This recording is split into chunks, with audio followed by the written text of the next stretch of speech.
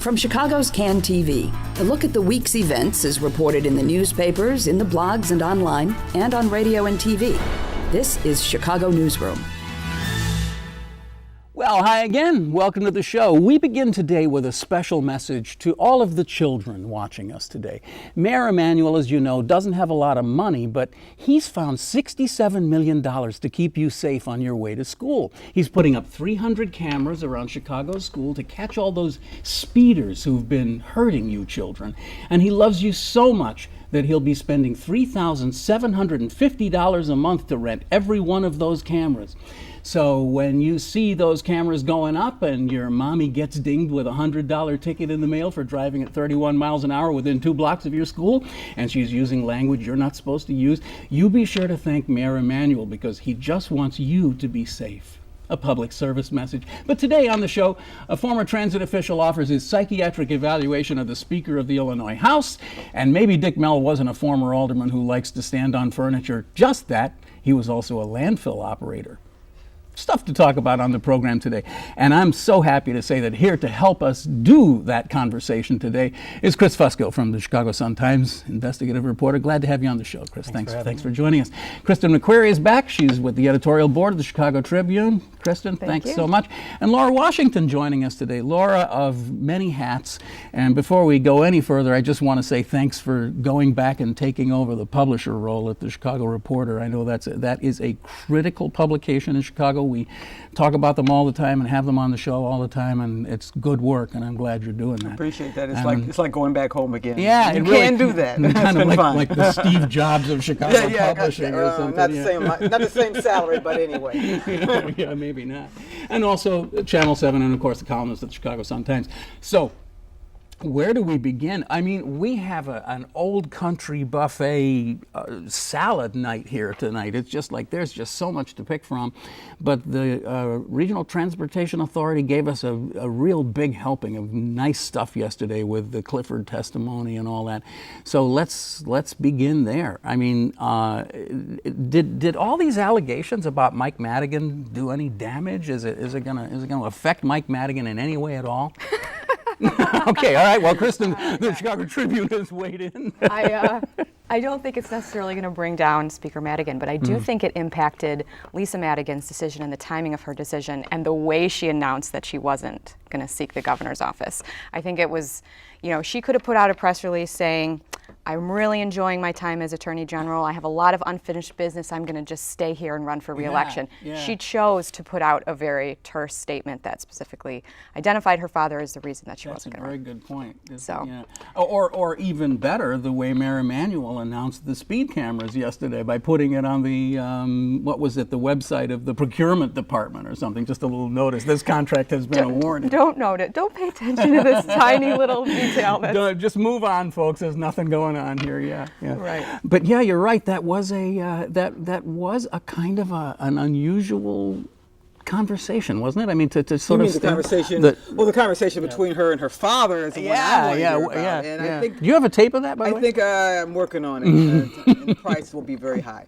I think this has probably been an ongoing, long time evolving conversation. I talked to her about this issue several months ago, and then she was making the case that my father's never necessarily been that excited about my political career. When I first wanted to run for state rep, he didn't like that idea, and I had to fight him and push through to get him to take me seriously. So her position was always, well, my dad's my dad, I'm going to do what I'm going to do. But clearly, I think Kristen's right. When you've got sort of this piling on of Mike Madigan, not only this most recent scandal, but his inaction or ineffectiveness, if you want to call it, in the General Assembly in terms of getting through key legislation.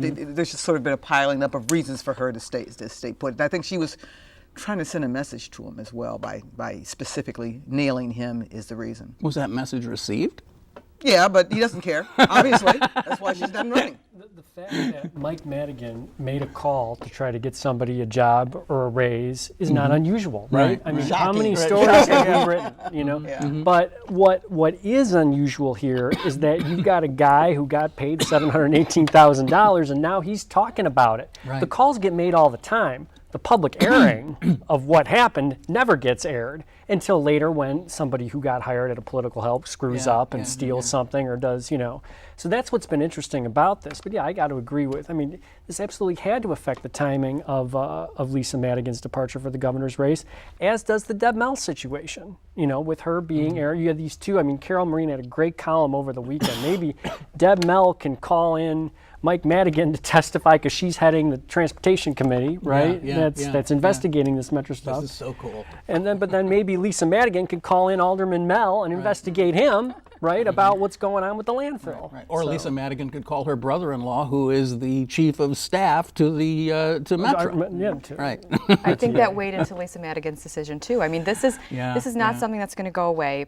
There is more and more pressure for her to look into not necessarily her father's phone calls, which are not illegal to make a phone call, but some of the other stuff, the contracts that one of the Metra board members gave to a buddy, $50,000 request for a check to be sent to this organ. There are lots of little nuggets in here that are probably worthy of the Attorney General looking at, but she's got her hands tied. Her brother-in-law is the RTA chief of staff. It's kind of a tough one. It's a little messy. That's what happens when you run politics as a family business. When there is so much of that, and it's not just in terms of the elected officials, as you point out, there are appointed officials, people to get hired who have family connections, and it all comes home to roost. And that's what's happening in her case. Well, before we get off the Metra thing, let's kick this around for a moment.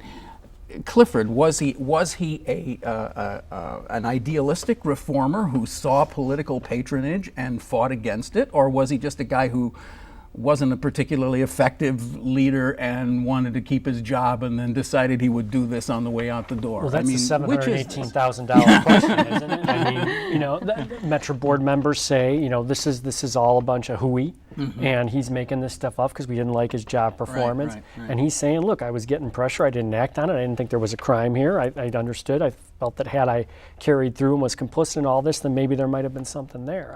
That's kind of up for the public to decide. Yeah. I have a funny feeling, given the way our history in Illinois is, that the public is maybe siding a little more with Mr. Clifford at this point.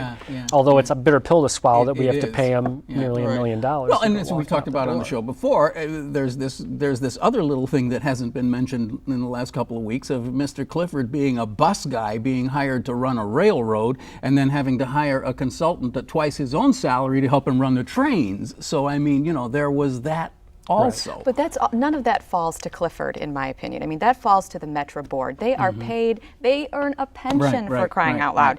They already went through a disastrous exit of their last They certainly, that's to say the least. Yeah. And so, I don't think that they had to pay him $718,000. I think they did it because they knew he had information. I think he's coming across as being much more credible than some of the other players. Now, your deliberative body, the Tribune editorial board, has called for the resignation of all the board members of Metra. Good luck with that. I know. I'm sure it will happen by noon tomorrow. But the governor came out earlier this week and criticized the board. I think rightly so for the reasons that she's stating. That you got to wonder what's in the water over there after several years of missteps. But you got to remember, these people are political appointees, and a few of these folks on this board probably weren't qualified to be there to begin with in terms of the kinds of high-level budgetary and hiring decisions and personnel decisions they're supposed to be making. And probably engage in a little of that pick up the phone call. I have this niece who's very talented. Same with RTA. RTA got a second bite at the apple because the first time they completely dropped the ball. And you have to wonder how many of them have worked the system and tried to get relatives on board, and maybe that's why they were easy on Metra the first time around. Now, to be fair to Mr. Madigan, the allegation is not that he picked up the phone and called Metra. He had his lobbyist do it, I believe, right? That's correct. Yeah, so let's not accuse him of things that he hasn't done. Well, and he doesn't have a cell phone, right? That's right. Exactly. He doesn't know how to communicate in that way. But of course, that demonstrates how Madigan knows how to play the game. He always knows how to take care of business but never stepping over the line. Separate yourself from the activity. Have your lobbyists do it. Wouldn't it be much more effective if he did it himself, but then he has some distance and he has some deniability to a certain extent? Laura, you and I have something in common in that we've spent a lot of our time as journalists, but we also went onto the dark side for a while and worked in government. And one of the things that I observed almost from the beginning, I don't know if you had the same experience, but I think we're seeing a lot of it at play here. I would go to meetings where people would sit and assert, when I worked in the Daley administration, people would assert absolutely, without question, this is from the mouth of Mayor Daley. Mayor Daley wants this done. And you would say, well, how do you know that exactly? Did you sit in a meeting with him and he said, do this? And the answer is always, well, no, I just know this is the way Mayor Daley would want it done. And I think that when you have that level of absolute power, you have around you a ring of people who they're not close enough to actually have communication with you, but they carry out your orders, which they're making up in their own heads. Right. And some of what we're seeing is this. Yeah, I mean, I think where we get seedy is if you look at Blagojevich, for example. I mean, he was pressing campaign contributions and holding up state business, and there was a furtherance of the act that was caught on tape. In this case, there was no furtherance in terms of Mike Madigan holding back Metra money because Clifford was not cooperating. Right. But I think there's a general principle that comes through in these, and here it is. Here's the fabulous memo that you can't just walk through the front door at a place like Metra, which is what Clifford was trying to do. Here is someone who was a political contributor to Mike Madigan, who somehow was able to come up with $17,000 for Madigan's campaign fund, but wasn't making enough money at Metra and needed a raise. That's how you get promoted, is that you do the political work. But I think it's this thing that we all know Mike Madigan never had a conversation with anybody saying, unless my guy gets to be made conductor, they're not going to get their state allocation. I mean, that never happened. But it's implied. When you're That's the putting that point. kind of pressure Right. on, Right. I mean, Blagojevich, as you said, went way over the line and was completely obvious about it, but it's certainly implied. Yeah. Or there's a fear factor that sets up there, and I understand some of the board members were saying, or mad at Clifford because they're like, you may be messing with our money by not cooperating with this guy. There's the quid pro quo is always there. Or you hit a keyword, board members, and I think that's what's going to be interesting to watch with this is now some people who have flown under the radar. Larry Huggins, who is the city of Chicago's appointee, did a quick Google. Oh, is that right? He's the city's appointee. I mean, okay. Where's Rahm Emanuel in all this? I mean, Rahm Emanuel has a guy on the board. Huggins is Rahm's appointee. Well, Huggins is a daily appointee, but he's Holdover continued. then. He's continued and under. So could Rahm Rahm Emanuel have replaced him? I think Rahm Emanuel could if Rahm Emanuel wanted to weigh There's in, but I think he's trying until to, now he would have had no reason right, to, of course. Right. Yeah, and I don't think he wants to particularly interject himself into this comment. But if you look at Larry Huggins, I mean, Right Way Construction, minority contractor at O'Hare Airport on the People Mover. Lots of clout. Lots of campaign contributions.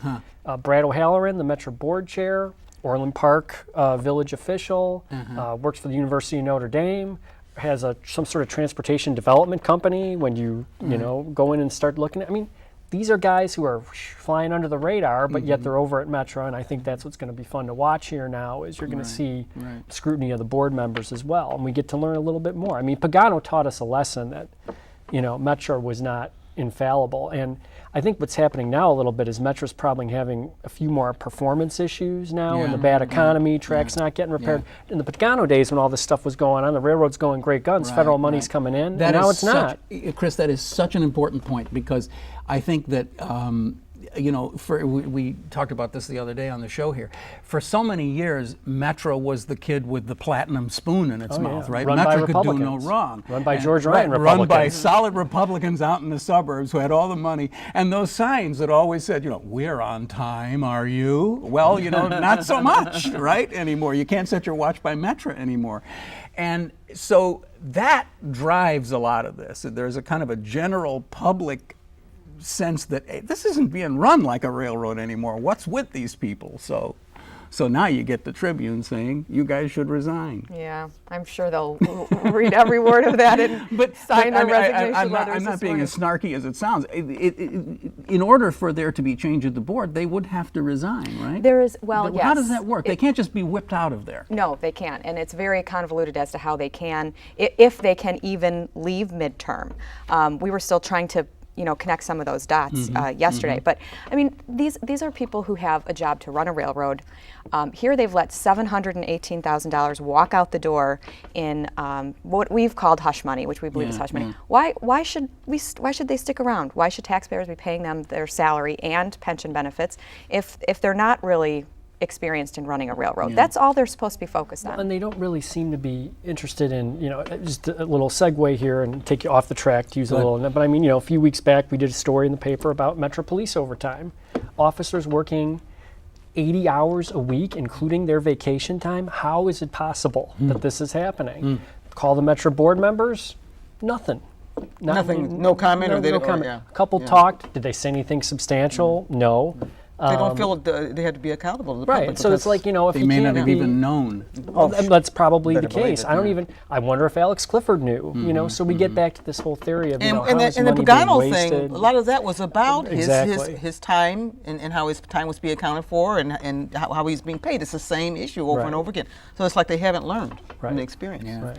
The name Rod Blagojevich has been invoked here at the table, and I think that's a good time for us to pivot over to your recent story, Chris, which was, I thought, an excellent story about the Mell family. I am one of these people I think a lot of reporters have kind of always had this feeling of Dick Mell, that he was funny, he was engaging, he was a kind of a guy who you could always go to for a quote, but probably not deeply corrupt, just a guy who just kind of made things happen, or made things, as we've discussed, not happen. That was his specialty, was not making things not happen in the city council.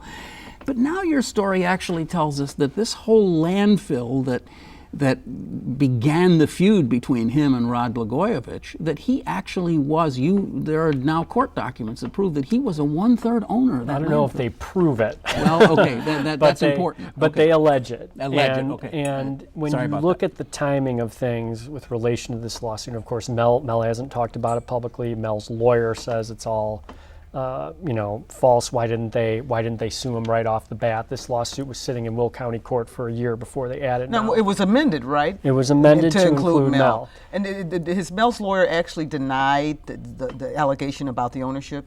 Mell's lawyer, I believe, has just said that the lawsuit Yeah. is. I think that's interesting. We haven't gone into it. And I don't. I think but it either owns it or he doesn't. So, But when you look through the paperwork, Mell's name is not in any of the corporate documents that were filed as exhibits. However, we all know at the time that Rod Blagojevich, while maybe not saying it publicly, had a firm belief that Mell owned a piece of the landfill. Hence why he introduced legislation in the General Assembly to bar, relatives of lawmakers from owning landfills. And I don't think it was landfills. Dick Mell off. Right, that set him off, and that's what got us all going here. And I think there was a quote in one of the stories from Abby Yatnoff at the time saying, well, if he doesn't own it, why is he so upset about the law? Well, so we're kind of, just as you're going back to the reporter, I felt like we were going back to 2003 when there was a Cook County grand jury investigating this whole thing too, to see if the governor abused his power. So And when the governor, this is the time when he used his famous quote, remember? When everyone was questioning why he was going after his father-in-law, and he said that it takes a particular type of testicular virility to go after a member of your own family member. That's the He thing invoked is, his own. that's the thing. Rod Blagojevich has so many favorite quotes. I thought you were going to go to the golden one. It's like it's a long list. No, that was the top 10. Been a favorite. There were two takeaways I got from your story, Chris. One is that if Dick Mell did own it and did sell it, then he made a lot of money, and that was not reported on his whether it needed to be. And the other thing I want you to address is this thing that I really don't completely understand about how he apparently defrauded the other owners of the landfill by asking them, well, you tell the story. Okay, well, Mell has said he never made a dime off the landfill, and that may very well be correct. What the Pruitt family is alleging, and again, the Pruitts are longtime waste hauling type people. One of the principals in this lawsuit, the father, went to prison for bribing a city official. So it's the More father than just and bribing, the son. he bought him a country house. Oh yeah, bought him or all kinds something. of stuff. Right. And so he's a convicted felon. You've got this other character, Frank Schmidt, right? Frank Schmidt is the distant relative of Mell's late wife, Margaret. And then you've got Mell. So the way the story goes is Frank Schmidt needs help. Mell helps Frank Schmidt. He was a troubled guy. They get together. Mell helps him buy the landfill, right? And then Frank Schmidt is the sole owner. Well, what the Pruitt family is alleging is Frank Schmidt was not the sole owner, and that there was a secret backroom deal where Pruitt owned a third, Mell owned a third, and Schmidt owned a third. And then the Pruitt's son, who has not been accused, never went to prison, let's be clear on that, then helped finance this deal, so put up the money. So fast forward, 4 or 5 years, the landfill, and it's a clean fill. It's not a garbage dump. It accepts construction debris. The landfill, they buy it for $1.6 million, and it sells about 4 years later for $17.7 million. You look at the balance sheet, and there's Billy Banks, former, alderman, doing the IEPA work. He gets $100,000 out of it. Other people are paid off. You're left with about $9.6 million. Okay, now we have to go to another criminal case, because in this time Frank Schmidt kind of unravels, right? He's had notorious addiction problems. He admits this. He was hauled into circuit court for a domestic situation in this time. He's, for lack of a better term, kind of a mess. He ends up getting indicted for not reporting not reporting the income from the landfill. Now, at some point, did Schmidt give Mell some of the money? I don't know. But where the fraud comes into play here, what the Pruims are alleging is there was this other deal where Mell and Schmidt walked into the Pruims and said, hey, look, don't take any of your money that you're due from this deal. We got another deal out in Minnesota that we want you guys to invest in. So if you let us keep this, we're going to invest your money this way, and then we'll all make money off this Minnesota mining recycling operation. What the Pruims allege is that is a complete sham, and that they had the wool pull over their eyes by Mell and Frank Schmidt, who is now in prison. Frank Schmidt is. So now, are they alleging that they were defrauded personally, or are they alleging other illegal activities that go beyond that? They were alleging that they are out $3.7 million. So it's a personal deal that went bad. Deal, right? Yeah. They aren't alleging, and I was trying to go back when you look at like the history of this. What they are alleging is they didn't want to be named as owners of the landfill because the one Pruim's a felon, right? Mell didn't want to be an owner. For obvious reasons. For obvious reasons. His son-in-law's the governor, and there's the potential that state construction debris is going to be dumped here. So that's why it all had to be hush-hush and under the table. On another show, we'll have you come back, Chris, and you can explain how you can parlay $1 million pile of construction debris into a $17 million. Why would someone pay $17 million for acres full of? But we don't have time for that. It's a huge business. Yeah, it's a huge really business. lucrative. It's a really easy business. Especially clean debris because they clean debris is clean debris is it's very green. Yeah. As a guy who used to work in the Department of Environment, yes, I know all about that. All right, so I wonder if we could, in this next few minutes, turn our attention. We don't usually focus on the bigger national stories here, but this is a conversation show, and the American conversation right now is about George Zimmerman and Trayvon Martin and the trial. And one of the things that at least early on in the conversation that caught my fancy was this idea that it's really not about these two guys as much as it's about these stand your ground laws. But as I keep reading more and more and more about it, I realize that it's even more complex than that. And I just thought we got three really smart people here today. Take this on for me for a minute. I mean, is this really about? Is it really about the two guys, or is it about something much bigger in our national conversation? I think it's hard to. I think they're separate. I think you had a vigilante who probably, regardless of whether there were stand your ground laws in Florida, would have done what he has done. But there is something really troubling about these laws, and even in Florida, the number of justifiable homicides since that law was enacted have tripled. Yeah. So something is very troubling about the idea that you can use poor judgment, which is even what some of the jurors said, which is why they let him go. You can use poor judgment and still kill someone and be acquitted. I have trouble connecting those dots. And stand your ground, as you know, was not even connected to the trial. They didn't even raise that issue. Right. But I do remember reading that the mayor of Miami testified in whenever it was, 2008 or whenever those laws were passed in Florida, saying, oh great, this is just what we need. It's like some drunk goes into the wrong house and knocks on the wrong door and gets shot, and it's justifiable, and it's going to make our lives much harder as police. Well, it reminds me of what we're dealing with on a very local level here in Chicago and Illinois, was the new concealed carry law that will there's going to be some debate and maybe some a new ordinance coming out of the city council on this issue of where you can carry a gun. Yes, you can carry a gun now into places that serve alcohol, depending on the amount of alcohol that they serve. And what is that about? Isn't that an example of a place where common sense would tell you that you just don't want to? I mean, there just are these things that you can just see this coming at you and say, no, this is not going to work. I don't know, Chris, did you want to? This is a tough one, like you said, Ken. And any way you go into this, there's no real good solution. I do think it is bigger. I mean, I think this situation has become a lightning rod for debates about social justice in America. My guess is by now is that when you watch the news media take off in something, I think the facts of the original crime have kind of been forgotten if you weren't sitting there and following coverage of this closely, and. I think it's just a really hard one. I'm not surprised he didn't get convicted when you look at the evidence in the case. I mean, but what about Clarence Page yesterday in the Tribune in his column? This is a quote from him. He said, "It turns out that under Florida law, I can provoke you into a fight, and if things turn sour on me, I can legally kill you as long as I believe I'm in great bodily harm." Is that an exaggeration? I don't think it's an exaggeration, but we can get into a million scenarios of what ifs. What if this happened? What if that happened? I mean, the reason we have a criminal justice system is so that when a crime is committed or a suspected crime, it moves to the courts and these factors are taken into consideration, whether someone was acting to defend their home or their property. I mean, that's why we have a court system. So, and that's why I sort of think these stand your ground laws are just unnecessary.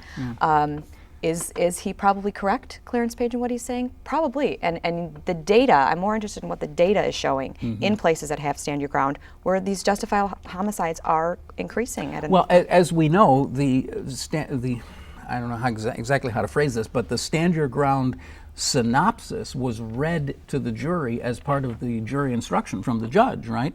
So anyone can speculate how that might have changed the outcome of the verdict if they hadn't been read that.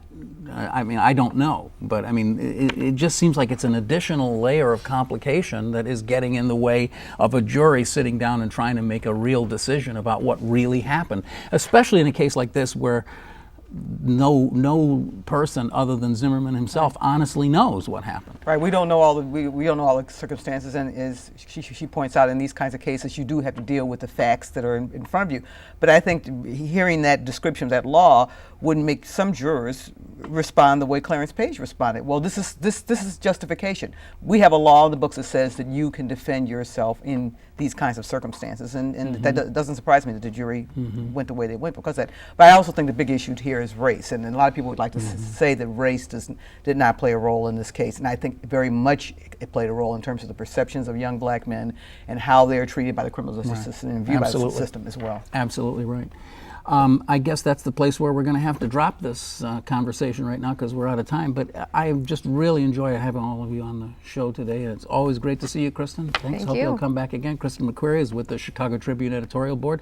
Chris Fusco joining us for the first time from the Chicago Sun-Times. Great writer over there, doing good work. Thanks for being here. Thank you. And Laura Washington, a woman of many hats, Channel 7, Chicago Sun-Times, and of course now the Chicago Reporter. And we're glad you all were here with us today. It's all about you. You have been watching Chicago Newsroom. It's a community service of CAN TV. And if you didn't see the show today, let's see, how would that work? If you didn't see the show, you're not seeing this. But anyway, you can always check us out right here on this address. You can go to iTunes and watch the show anytime you want. You can subscribe on iTunes, and you can listen to the audio podcast, too. There's so many ways to enjoy our show. We'll be back next week with another show. I'm Ken Davis. Thanks for watching. See you then. Take it easy. Bye.